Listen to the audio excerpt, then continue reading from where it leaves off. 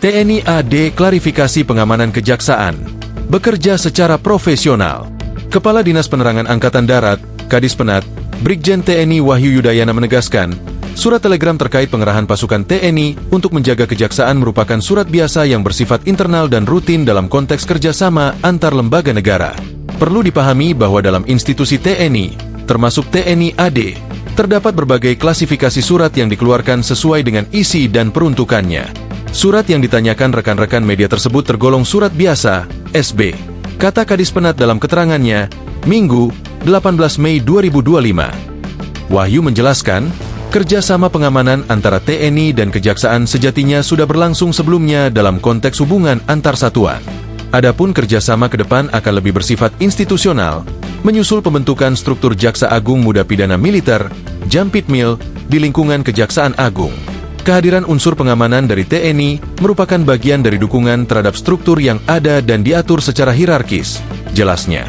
Terkait informasi pengerahan 1 peleton untuk Kejaksaan Tinggi, Kejati, dan 1 regu untuk Kejaksaan Negeri, Kejari, Wahyu menegaskan bahwa jumlah tersebut bersifat nominatif sesuai struktur yang disiapkan.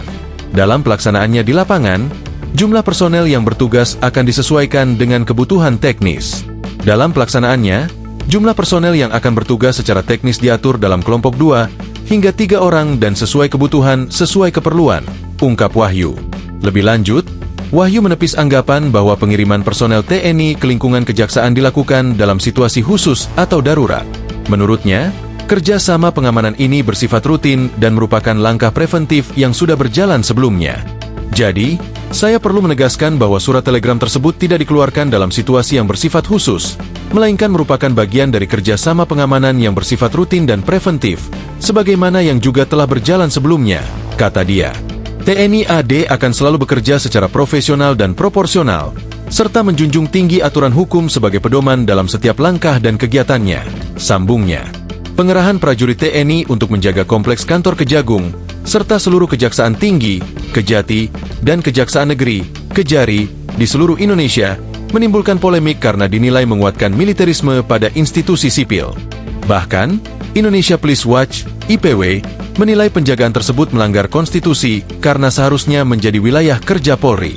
IPW menilai pengerahan pengamanan TNI di institusi Kejaksaan Tinggi dan Kejaksaan Negeri melanggar Konstitusi UUD 1945 dan TEP MPR 7 2000 tentang peran TNI dan peran Polri, kata Ketua IPW Sugeng Teguh Santoso dalam siaran persnya pada 12 Mei 2025. Download Tribun X sekarang, menghadirkan lokal menjadi Indonesia.